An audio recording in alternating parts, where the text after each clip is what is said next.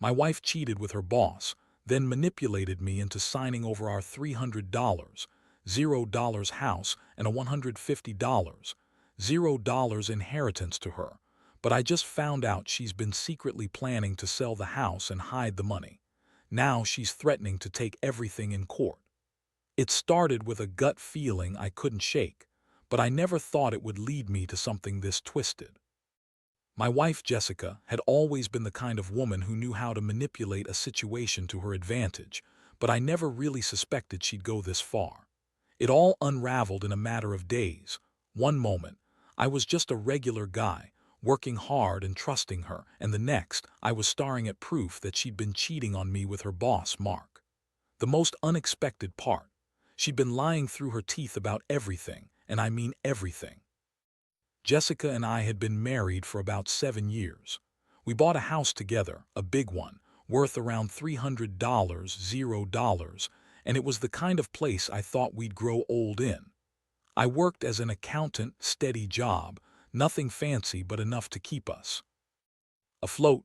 Jessica was a marketing executive, and she always acted like she had it all figured out, the perfect life, the perfect marriage, or so I thought. We had our usual arguments, sure, but I never suspected her of cheating. She was bitchy sometimes, quick to lie, quick to dismiss my concerns, but I brushed it off as her personality. Then one day I noticed something strange. Jessica had been acting weird around her phone, secretive, quick to hide it if I came near. She was texting more often, and when I asked her who she was talking to, she'd brush it off, say it was just work stuff or friends from the gym. But I saw the messages flirty, inappropriate, clearly more than just friendly banter. She'd been seeing Mark, her boss, for months, and I had no idea. I found receipts on her phone, hotel bookings, late-night texts, things I'd never even suspected. When I confronted her, she lied, said I was paranoid, that I was imagining things. That was just the beginning. It got worse when I found out she'd been manipulating me into signing over our house and some inheritance we got from my grandmother, around $150, $0, without me realizing what I was doing. She kept telling me she'd handle everything, that I didn't need to worry. I was stupid enough to trust her, thinking she'd be honest, but her lies kept piling up.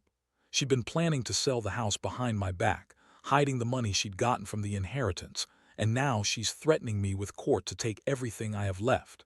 It's like I've been played for a fool, and I honestly don't know how I got here. I remember the exact moment I realized I'd been duped. It was after I found the hotel receipts and the texts. I felt sick, betrayed, angry. How could she do this to me? We had a life together, or so I thought. I started digging deeper, looking at bank statements, emails, anything I could find. That's when I discovered she'd been planning her escape for months, selling the house, hiding the money, even talking to lawyers. The worst part, she's now threatening to take me to court, claiming I signed everything voluntarily, that I was okay with her plans. But I was. I never knew she was planning to screw me over this badly. Every day since then has been a nightmare. I wake up feeling like I've been punched in the stomach, wondering how I got so blind. Jessica's words still echo in my head. She calls me paranoid, jealous, unstable, trying to spin her lies. She's always been good at lying, at twisting things around to make herself look innocent. But I saw through her. I saw the truth, and now I'm stuck in this mess, trying to figure out how to fight back. I never thought I'd be in a position where I'd need to get a lawyer, but here I am, preparing for a battle I never wanted. And honestly, I don't know if I'll come out of it with anything intact. After everything I uncovered, I couldn't sleep. The house felt colder, emptier somehow, even though Jessica was still there, acting like nothing was wrong. I kept replaying her words, her lies, trying to piece together how I missed all the signs. She'd always been good at hiding her true intentions, but now I saw her for what she was, a manipulative, selfish woman who'd do whatever it took to get what she wanted. That night, I stayed up scrolling through her texts, her emails, trying to find some kind of proof I could hold on to. It was then I found the emails from her lawyer, the ones she had been hiding from me. She'd been in contact with a legal firm for months, discussing how to transfer ownership of the house into her name, how to hide the inheritance, and even how to sell the house without my knowledge. The words made my stomach churn. She wasn't just cheating. She was planning a full-blown escape from everything we built together. I felt a mix of rage and despair. I decided I needed to confront her, but I wanted to do it strategically. I couldn't let her know I had uncovered her plans yet. So I waited until she went to work the next day. When she left, I went into her phone, her emails, and her bank accounts. I needed to understand how deep her plans ran. I found the transfer requests, the legal documents, even a list of potential buyers for the house. She had already lined up a sale, probably to some investor she hoped wouldn't ask questions. The amount she was planning to get, around $350, $0, more than enough to run off with and start a new life. I felt sick thinking about how much she'd been lying to my face. She manipulated me into signing papers I didn't fully understand, papers that transferred our house into her name. She told me I was stressed out, paranoid, and that I overreacted, but I knew better now. I knew she'd been plotting this for months, all while pretending everything was fine. And the worst part, she was planning to keep the inheritance, which was supposed to be mine, my grandmother's gift. She convinced me to sign over my rights, saying it was for our future, but she'd been planning to keep it all along. I realized I couldn't let her get away with this. I needed a plan, a way to stop her before she sold the house or took everything I had left.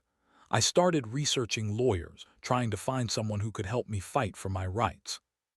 But I also knew I had to gather more evidence, screenshots, bank statements, anything that could prove her deceit in court. I felt betrayed, furious, and exhausted all at once. How could she do this? How could someone I loved turn into this manipulative, greedy monster? That night, I sat in the dark, staring at the ceiling, feeling like I'd lost everything I once thought was real. The house, my inheritance, my trust in her, all slipping away. The thought that she might actually sell the house, walk away with the money, and leave me with nothing hurt more than I expected. I'd been so blind, so naive. But now I was determined to fight back. I wasn't going to let her take everything without a fight. I knew I had to act fast, before she managed to finalize any sale or hide the money completely. I just didn't know if I had enough time or enough strength to stop her. The next morning, I woke up with a pounding headache and a heavy weight on my chest. The truth was out there, glaring at me from every email and bank statement I'd uncovered.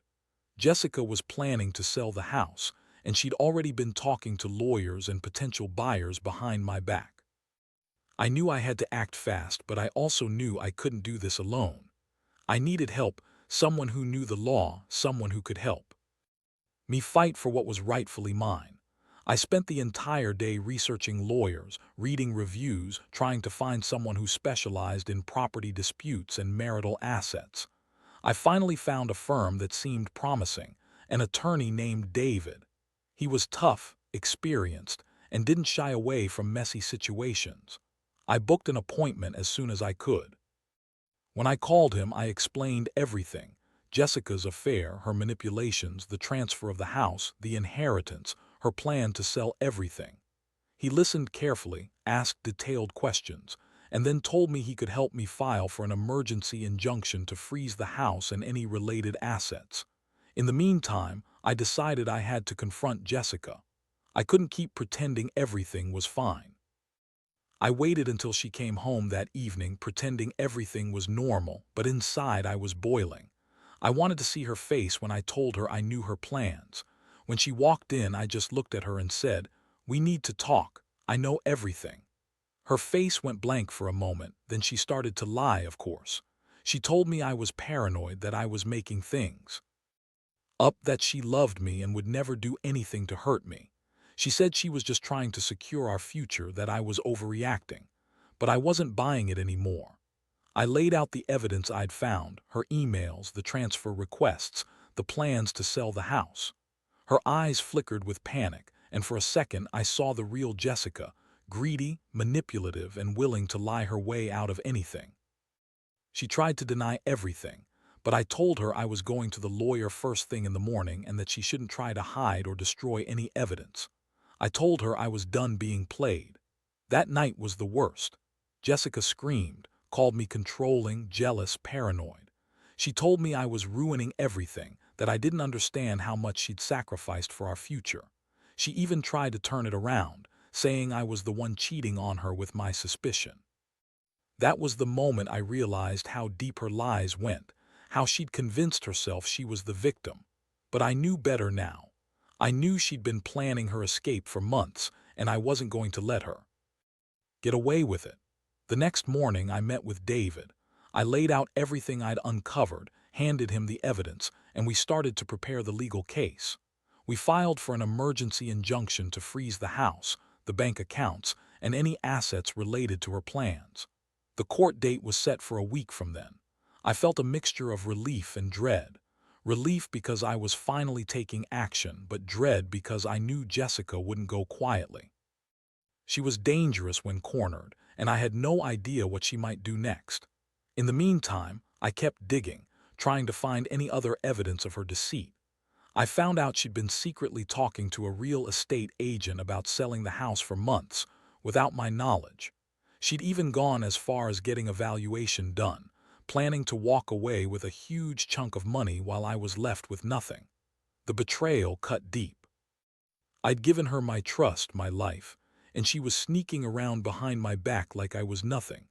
I kept asking myself how I could have been so blind, how I missed all the signs, how I let her manipulate me into signing over everything. The emotional roller coaster was relentless. I felt angry, humiliated, and helpless all at once. But I also knew I couldn't let her win. I had to fight for what was mine, for the truth, and for some sense of justice. I kept reminding myself that I deserved better, that I was worth more than her lies and manipulations. Still, every night I lay awake wondering what would happen next, whether she'd try to sell the house before the court date, or if she'd come up with some new scheme to screw me over. I was on high alert, and I didn't trust her one bit anymore. The days leading up to the court hearing felt like walking a tightrope.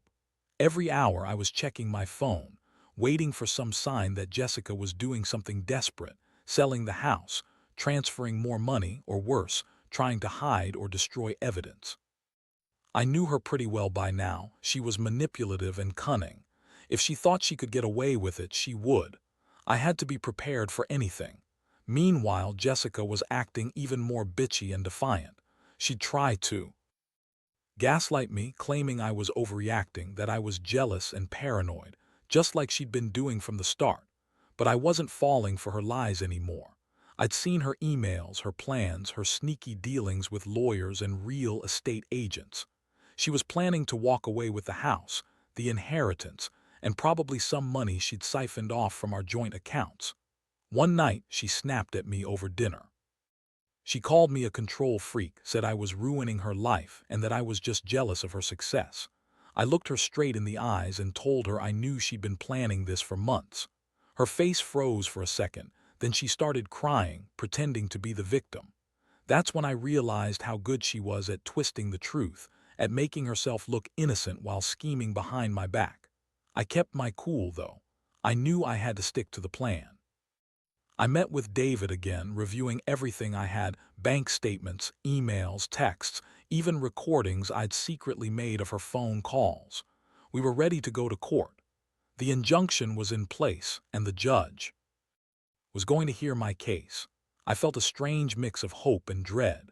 Hope that I might actually stop her from selling the house before she could do any damage. Dread because I knew she wouldn't go down without a fight. Jessica, on her end, was trying to spin it all in her favor. She told the court she was the victim, that I was abusive and controlling, that she was just trying to secure her future. She brought her own lawyer, a slick guy who looked like he knew exactly how to manipulate the system. I sat there feeling like I was in some kind of nightmare, watching her lie and twist the truth. But I had the evidence, and I was confident that once the judge saw everything, I'd have a fighting chance. The court hearing was intense. Jessica showed up dressed to look innocent, tears in her eyes, acting like she was the one who'd been wronged. I was angry, hurt, but I kept my composure. When it was my turn, I laid out everything: her plans, the transfer requests, the emails, the conversations. I presented the evidence, and I could see the judge's expression change. From skeptical to convinced. Jessica's lawyer tried to argue that I was just jealous, that I was trying to control her, but the judge wasn't buying it. The court granted the injunction, freezing all sales or transfers of the house and assets until the case was resolved. That moment felt like a small victory, but I knew Jessica wouldn't take this lying down. As I left the courtroom, I saw her glaring at me, furious. She stormed out, yelling that she'd see me in court, that she'd win this, and that I'd regret trying to stop her. Her words echoed in my ears.